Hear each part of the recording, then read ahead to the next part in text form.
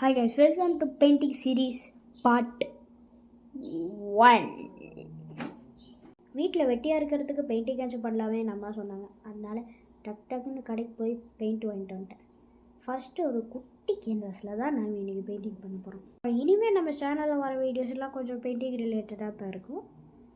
So stay tuned.